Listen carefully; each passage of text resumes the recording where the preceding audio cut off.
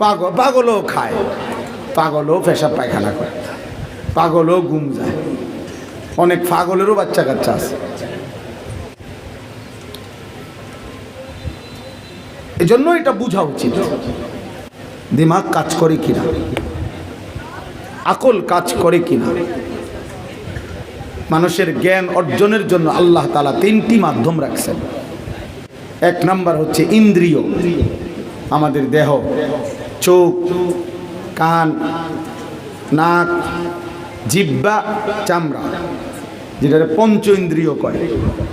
চক্ষু, কর্ণ, নাসিকা, জিহ্বা, ত্বক, এগুলোর দ্বারা মানুষ অনেক কিছু জানতে পারে, বুঝতে পারে। চোখে দেখে, কানে শুনে, জিহ্বা দিয়ে স্বাদ উপলব্ধি করে, চামড়ার স্পর্শ দ্বারা মানুষ বোঝে গরম ঠান্ডা, চোখ দিয়া দেখে বুঝে এটা লাইট, এটা ফ্যান, এটা বিদ্যুৎ, এটা বিল্ডিং, এটা টিনের ঘর। কান দিয়া শুনে এটা বুঝে এটা কোরআনের আয়াত পড়তেছে, এটা গান গাইতেছে। জিহ্বা দিয়া স্বাদ বুঝে মানুষ, যে এটার স্বাদ এমন, গোশতটা এমন, গরুর গোশতের স্বাদ এমন, মুরগির গোশতের আরেক রকম। তো এটা একটা অর্জন আল্লাহই দিয়েছে। এরপরে দ্বিতীয় স্টেপে এর চাইতে একটু উন্নত জ্ঞান, আর একটু ঊর্ধ্বে আকল, মানে দেমাগ।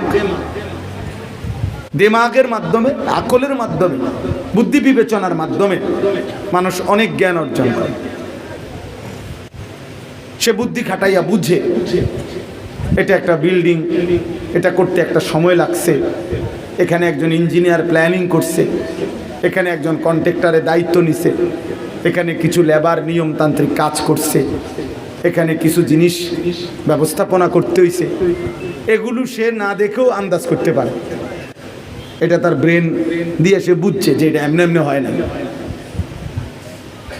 আর এর চাইতে ঊর্ধ্বের জ্ঞান, সর্বোচ্চ জ্ঞান, সেটা হলো ওয়াহি, যেটা আল্লাহ প্রদত্ত সরাসরি ওয়াহি।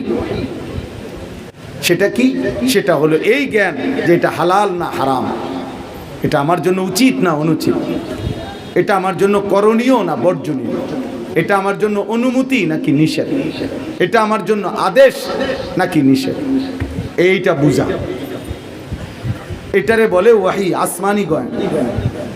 এইটা যদি কেউ বিচ্ছিন্ন থাকে, এটার থেকে নাই আসমানি ওয়াহির জ্ঞান, খোদার কসম তার কাছে কোনো সুস্থতা নাই। কারণ তার কাছে তখন হালাল হারাম বরাবর,